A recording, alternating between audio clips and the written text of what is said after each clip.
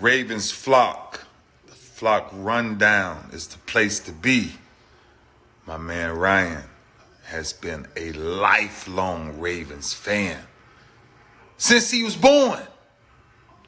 So I'm telling you now, it's about to go down. The podcast, the flock rundown. Ravens, baby. Nothing gets better than waking up and wondering how high we can fly. Tune in. Motionless brainwaves attempt to swim their way to sense, can't tame the untamed. Appreciate you, Ray. What's up, Ravens fans? I'm Ryan. Welcome to another episode of the Flock Rundown. It's time for the Ravens to make a move. We've been talking about a couple different names over the last few videos. Chase Young, DeAndre Hopkins, Justin Houston, Marcus Peters. There's a lot of names out there. The list is growing because teams are cutting guys or they're on the trade block. But guys are also getting scooped up right now by other teams. Frank Clark today signed a $5.5 million deal with the Broncos. Leonard Floyd signed a deal with the Bills.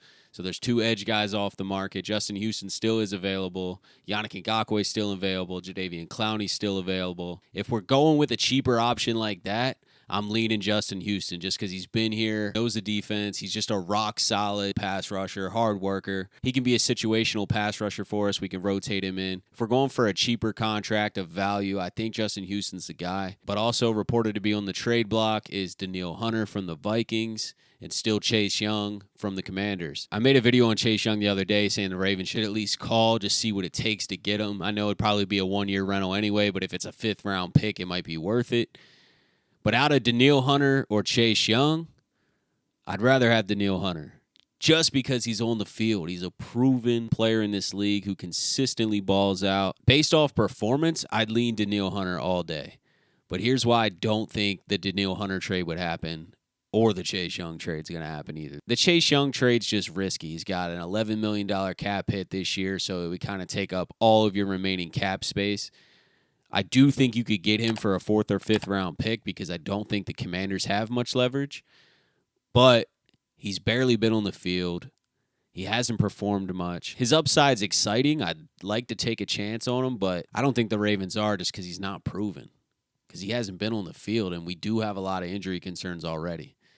I don't think they're going to get Danielle Hunter either because his contract situation is a little sticky. So he has a $13.1 million cap hit this year, and then he has some void years tossed in. So next year is $11.2 million cap hit and $11.2 in dead money. So if we got Danielle Hunter, who's 29, we'd have to extend him this season. It's kind of like Odell, right? Odell's going to count $12 million on our dead cap next year if we don't extend him. So Danielle Hunter's kind of grabbing another situation like that, and you don't want to have a lot of aging veterans who carry a lot of dead cap money because they ruins your flexibility as a team. You can't then cut a guy or move on from a guy because they're carrying a massive cap hit. You don't want to pay guys $12 million to not even be there either. And with Danielle Hunter, we probably have to give up a second or third. It's going to be higher than Chase Young just because he is proven on the field. He is performing year after year. I just don't see the Ravens doing that. You know how precious our draft capital is. You know how much that we don't like giving up picks. We traded a second for Roquan, but it's Roquan Smith, who's also 25 years old. So Danielle Hunter's approaching 30, and if we extend him, we'll be beyond 30. And I still think he could perform. I don't think it's smart financially or draft capital-wise to have to trade for him. So I just don't see the Ravens getting Danielle Hunter or Chase Young as exciting as it is. I still think they're going to go with a value signing. Justin Houston's my lead choice right now. Those other guys are more exciting. Those other guys offer more potential probably. But Justin Houston's a lot cheaper. We don't have to give up draft capital, and he's already been here. So that's my vote for edge. Cornerback's a different story. Couple value depth corners still out there. Marcus Peters is probably the biggest name that sticks out there. Anthony Averett's another good one. They've both been here before. I would probably lean Peters, but all the corners that are available, none of them I trust like I trust Marlon Humphrey. And I know that a lot of teams don't have that, but we're talking how can we make this team as complete as possible? And I'd like to fill that other corner spot. I know we signed Rock Ya-Sin. We got a lot of young guys that are behind those guys that provide some solid depth. I like Brandon Stevens and Pepe Williams and Hopefully Jalen Armour-Davis takes a leap, and hopefully Caillou Blue Kelly pans out. Those guys are a lot of question marks, though. We don't know. Brandon Stevens is solid. He's a versatile guy who can move around the field, play corner, play safety. I'm fine with Brandon Stevens, but he's not an outside corner. Rock Ya-Sin can play some outside, but he's not Marlon Humphrey or even close to it. So if we had an injury, pray that we don't, but if we had an injury to Marlon Humphrey, I think we're kind of screwed at corner. So I'm all aboard going and trading for a guy that's available, and we might not even know who that is right now. We almost had Darius Slay locked up earlier. We offered Darius Slay a contract that he agreed to, but then the Eagles matched it, so he went back to Philly. But the fact that we had that deal done, and I know that was done before Odell's deal, so Odell signing probably changed some financial decisions. But the fact that we had a deal for Slay really does tell me that we recognize the whole opposite of Marlon Humphrey and that we're willing to be aggressive. If that is the case and we're willing to go big, then I'm riding with what Jay Nizzle told me in a comment. He said that he wants to see us trade for Jair Alexander. Now, we don't know if he's available. The Packers are rebuilding and may be willing to part with him. Now, it would probably take a first-round pick. It would be an aggressive move. But are we in win-now aggressive mode or not? They have to recognize that if Marlon goes down, we are going to let up some pass yards. I trust our safeties, Marcus Williams, Kyle Hamilton, beast. I love our safeties. But we need two outside corners. You can't just have Marlon Humphrey. And Marcus Peters is declining. I'd be cool if we go Marcus Peters and then sign some other vets.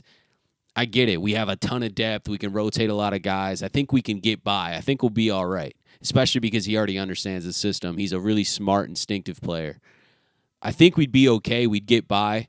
But if still, even with Peters and Rock Ya-Sin, if we lose Marlon Humphrey, there ain't no way you're telling me that we're cool with Peters and Rock Ya-Sin as our corners.